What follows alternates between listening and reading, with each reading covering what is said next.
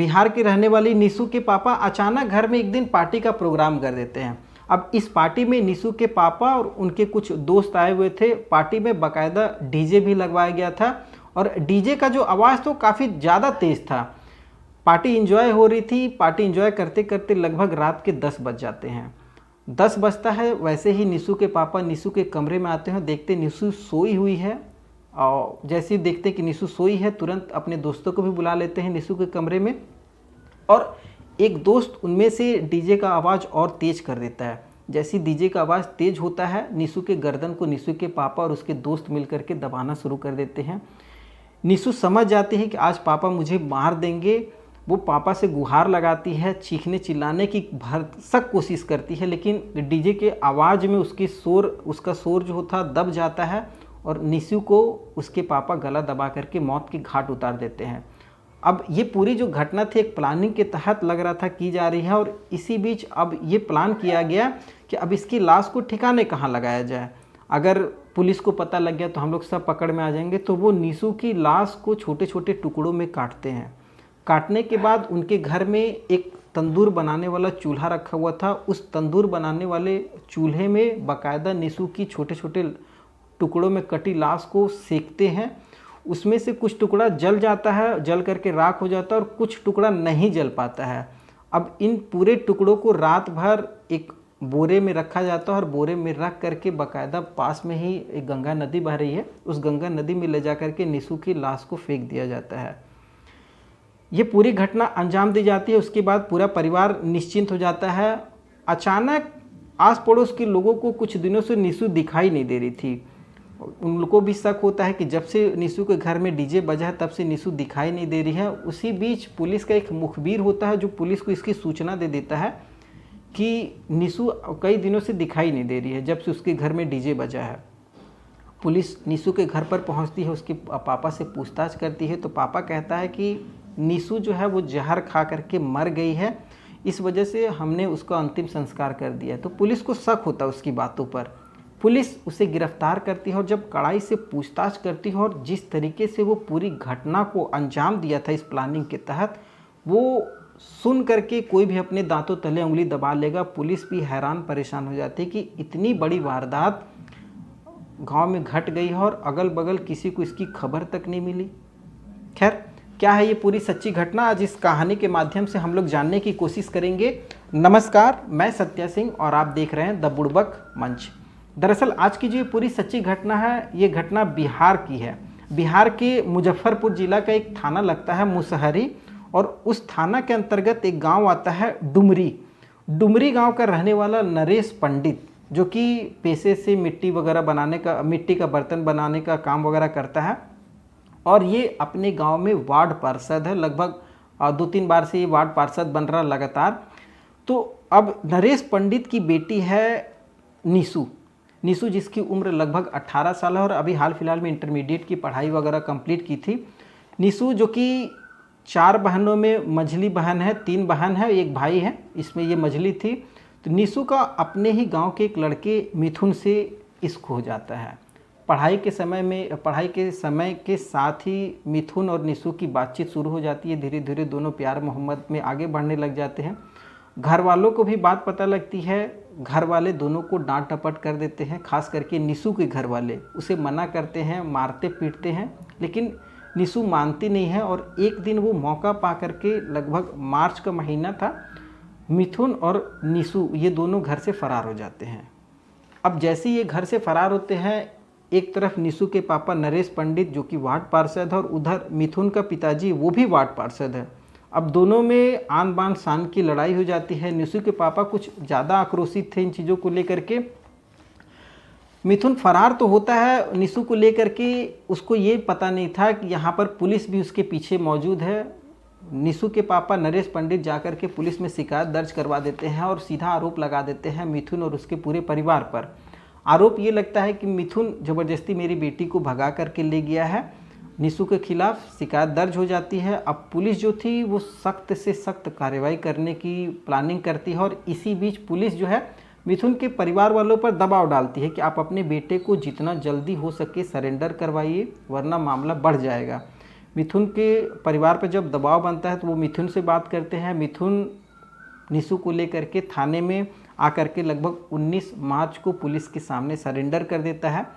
Surrender करता है, बाकायदा पुलिस लिखा पढ़ी करके निशु को उसके पिताजी नरेश पंडित को सौंप देती है। सौंपने के बाद नरेश पंडित वापस घर लेकर के आते हैं, मारपीट होती है निशु के साथ, मारा पीटा भी जाता है। लेकिन निशु जो थी वो ठान चुकी थी कि मुझे रहना है तो मिथुन के साथ ही रहना है, वरना मैं और किसी के साथ नहीं जाऊंगी या नहीं रहूंगी। वो फिर से मिथुन के साथ बातचीत शुरू कर देती है, कभी फ़ोन पे, कभी मिलना जुलना। फिर ये बात नरेश पंडित को, मतलब निशु के बाप को पता लग जाता है। अब वो आग बबूला हो जाता है, उसको समझ में आ जाता है कि बेटी जो है वो समझाने से नहीं समझेगी, इसका कोई दूसरा उपाय करना पड़ेगा। और इस उपाय में वो अपने कुछ दोस्तों से बात करता है कि क्या किया जाए। तो दोस्त और निशु के पापा नरेश पंडित ये मिल करके प्लान बनाते हैं, और ये प्लान लगभग 22 अप्रैल को ये प्लान बनाया जाता है कि क्यों ना निशु को मार करके इस तरीके से गायब कर दिया जाए कि किसी को खबर ही नहीं होगी, सांप भी मर गया और लाठी भी नहीं टूटी, ये वाली हाल थी। 24 अप्रैल का दिन निर्धारित होता है कि 24 अप्रैल को निशु के घर पर पार्टी का प्रोग्राम रखा जाएगा, मतलब नरेश पंडित के घर पर पार्टी का प्रोग्राम रखा जाएगा। और उस पार्टी में जो नरेश पंडित के दो चार दोस्त हैं, उन दोस्तों को इन्वाइट किया गया, बाकायदे बाजा वगैरह भी लग गया। बाजा का आवाज़ काफ़ी तेज़ बजाया जा रहा था और उस तरीके का आवाज़ कभी भी नरेश पंडित के घर से आया नहीं था। तो आस पड़ोस के लोगों को भी शक होता है कि हो ना हो कुछ बात है या क्या है। खैर कोई इतना ध्यान देता नहीं है। और जब ये निशु को पूरी प्लानिंग के तहत मार करके उसकी लाश को जला देते हैं, जलाने के बाद गंगा नदी में बहा देते हैं, लगभग अगले ही दिन गांव के अड़ोस पड़ोस के कुछ लोगों को शक होता है कि रात में डीजे बजा है और उसके बाद निशु दिखाई नहीं दे रही है। अड़ोस पड़ोस के लोग भी हेरते खोजते पहुंचते हैं, लेकिन निशु कहीं दिखाई नहीं देती है। इसी बीच में गांव के एक चौकीदार है अनिल कुमार, अनिल कुमार को भी ये कानों कान खबर लग जाती है कि नरेश पंडित के घर में उसकी जो मझली बेटी निशु है वो लगभग 3-4 दिनों से दिखाई नहीं दे रही है। लगभग ये घटना 24 अप्रैल को घटी और 29 अप्रैल तक निशु गायब है, जबकि घर वाले और कि कोई सदस्य निशु के बारे में कोई बातचीत नहीं कर रहा। वो चौकीदार सीधा थाने पहुंच जाता है। थाने पहुंचता है, थाने में जाकर के पुलिस से शिकायत दर्ज करवाता है कि नरेश पंडित की बेटी निशु, जो कुछ दिनों पहले मिथुन के साथ भागी थी, वो अब दिखाई नहीं दे रही है। तो पुलिस को शक होता है कि एक लड़की भागी है और उसके बाद अब वो दिखाई भी नहीं दे रही है, और गांव वालों को भी शक है। पुलिस तुरंत अपनी टीम लेकर के उस नरेश पंडित के घर पर पहुंच जाती है। वहां पर पुलिस पहुंचती है तो पहले तो पूछताछ जब होता है तो वो लोग कहते हैं कि इधर उधर गई हुई है रिश्तेदारों के यहाँ, लेकिन जब थोड़ा सा सख्ती से पूछताछ होती है तो नरेश पंडित कहता है कि निशु घर में कीट मारने वाली दवाई थी जो खेतों में छिड़का जाता है, वो दवाई पी ली थी रात में, जिस दिन हम लोग पार्टी का प्रोग्राम किए हुए थे 24 अप्रैल को, उस दिन वो दवाई पी है और उसकी मौत हो गई है। अब हम लोग डर गए थे, समाज में हमारी इज्जत है, मान मर्यादा है, मैं वार्ड पार्षद हूँ, इस डर से हमने निशु को पीछे खेत में जलाया और उसके राख को ले जा करके हमने गंगा नदी में बहा दिया। अब पुलिस को शक होता है कि हो ना हो मामला कुछ और है, ये घुमाया फिराया जा रहा है। पुलिस तुरंत नरेश पंडित को गिरफ्तार करती है, गिरफ्तार करके उसको थाने ले आती है। थाने ला करके उससे कड़ाई से पूछताछ की जाती है कि सच सच बताओ मामला है क्या। नरेश पंडित पुलिस का दबाव, पुलिस की पिटाई अलग, इन सब चीज़ों को वो झेल नहीं पाता है और आखिरकार वो टूट जाता है और पुलिस को कहता है कि हमने ही अपनी बेटी को मारा है 24 अप्रैल को प्लानिंग के तहत अपने कुछ दोस्तों के साथ, जिसमें 4 दोस्तों के खिलाफ वो बयान भी दिया है कि ये 4 दोस्त और वो खुद अकेला मिल करके मारा है। मार करके उन टुकड़ों को जलाया है पीछे ओवन तंदूर में और वहाँ से उसको फेंक दिया है। पुलिस जो थी, अब पुलिस के लिए लाश का बॉडी रिकवर करना काफ़ी मुश्किल था। पुलिस उस तंदूर में भी जाती है जहाँ पर जलाया गया था, तो वहाँ पूरे पुलिस को कुछ मिलता नहीं है, केवल राख कुछ मिलता है। वो राख में पुलिस कुछ भी ऐसा सबूत इकट्ठा नहीं कर पाती है जिससे केस को और ज़्यादा मजबूती मिल सके।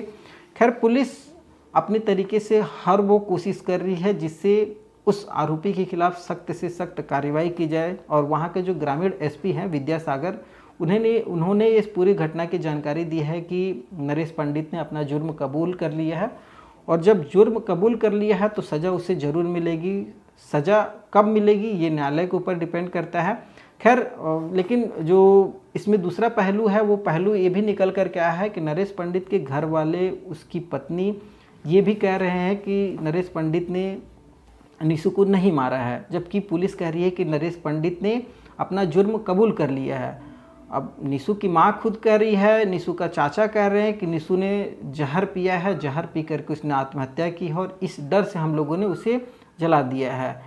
अब ये पुलिस के लिए काफ़ी ज़्यादा थोड़ा सा संगीन मामला बन चुका है कि पुलिस किस तरीके से कार्रवाई करती है, और पुलिस भी खैर फूंक फूंक करके कदम रख रही है कि कहीं कोई निर्दोष व्यक्ति इस केस में मुजरिम न साबित हो जाए।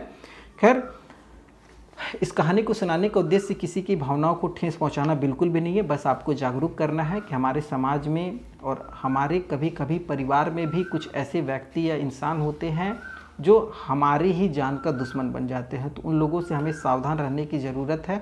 खैर आप इस कहानी को लेकर के क्या राय रखते हैं आप हमें कमेंट के माध्यम से बता सकते हैं। अगले फिर नई वीडियो में नई कहानी के साथ मैं आपके साथ फिर से आऊँगा, तब तक के लिए जय हिंद, वंदे मातरम।